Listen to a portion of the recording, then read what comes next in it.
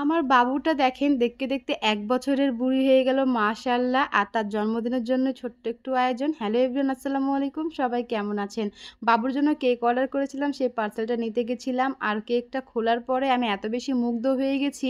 কেকটা প্রতিটা মানুষ পছন্দ করেছে, আমাদের বাসায় যারা, যারা গেস্ট আসছিল তারাও। আর এদিকে দেখেন বাবুর খালামণি, বাবুর আপু সবাই রুম ডেকোরেশন করাতে ব্যস্ত। কারণ ছাদে আমরা আয়োজন করতে পারিনি। বৃষ্টি চলে আসার কারণে আমাদের রুমেই আয়োজন করতে হয়েছে। না হলে আমাদের প্ল্যান ছিল ছাদের প্রোগ্রাম করার। দেখেন বাবুটা মাশাআল্লাহ আমাকে কিভাবে জড়িয়ে ধরছে।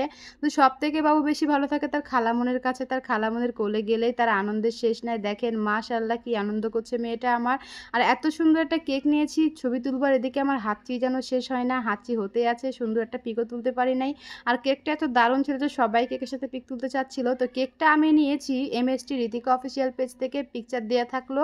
আর এত দারুণ কেক আর এত সুন্দর টেস্ট, মাশাআল্লাহ অনেক সুন্দর হয়েছে। আপনারা অর্ডার করতে পারেন, ক্যাপশনে আমি পেজটা মেনশন করে দিব।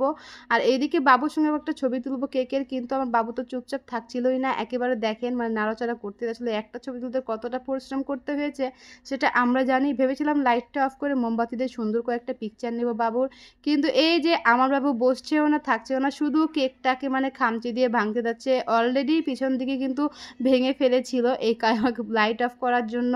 তারপর আর কি করার, আমরা সবাই মিলে এখন কেক কাটার দিকে মানে মনোযোগ দিব। আর এদিকে কয়েকটা ছবি তুলে ফেললাম। কেকটা যেই দেখছে সেই কিন্তু অনেক দারুণ বলছে। আর কি করার, কেকটা আমার কাটতে ইচ্ছাই করছিল না, ভাবছিলাম যে এইভাবে সাজিয়ে রেখে দেবো ফ্রিজে, কিন্তু খেতেও বরং অনেক ইচ্ছা করছিল। এদিকে এখন মোম জ্বালিয়ে দেওয়া হচ্ছে। আর মোমটা আসলে নিয়েছিলাম শুধুমাত্র এক দেখানোর জন্য। এখন অনেকে হয়তো অনেক কথা বলবেন, তো ওইদিকে আর না যায়।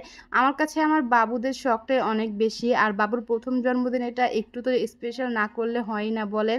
এই জন্য কেকটা আর কি আনা বা এরকম আয়োজন করা, যেহেতু বাবুর এটা ফার্স্ট বার্থডে। আর এইদিকে আমার বাবু তো অনেক খুশি ছিল, মানে কেকটা কাটছিলাম যখন, সে তো আঙ্গুলে একটু ক্রিম মাখিয়ে সেটাই চাটা শুরু করে দিয়েছিল, দেখতেই পাচ্ছেন আপনারা। আর কেকটার টেস্ট এত দারুণ ছিল।